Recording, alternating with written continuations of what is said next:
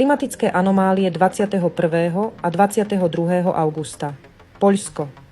Búrky s krúpami a vetrom o sile hurikánu v Malopoľskom vojvodstve.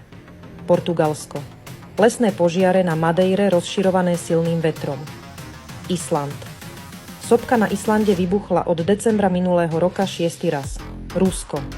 Pri pobreží Kamčatky došlo k zemetraseniu o sile 5,4 stupňa. Krupobytie v obci Dachovskaja, Adigejsko. Lesný požiar v rokline Gonachkir, Karačajsko-Čerkesko. Saudská Arábia. Regióny Meka al-Mukarramah, Al-Baha a Asir, Medina zasiahli silné búrky so záplavami, výchricou a prachovými búrkami. Irán.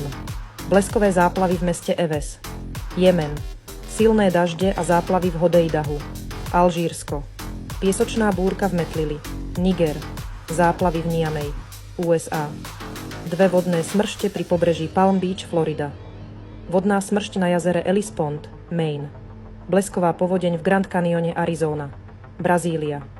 Lesné požiare zachvátili štát São Paulo, Bangladéš a India. Silné dažde zaplavili časti Bangladéša a severovýchod Indie, Japonsko. Erupcia sopky Sakurajima. Silný dážď v Tokiu spôsobil záplavy. Indonézia. Hora Marapi opäť vybuchuje. Čína. Kanton Atunkuan v provincii Guangdong zasiahol silný dážď. Zrútenie skál na náhornej plošine Changbai, Tilín. V provincii Xinjiang došlo k zemetraseniu o sile 5,2 stupňa. Malajzia. Prívalové povodne po silných dažďoch v Kuala Lumpur. Vietnam. Silné dažde spôsobili záplavy v Tai Nguyen, Hanoji a Hoa Binh.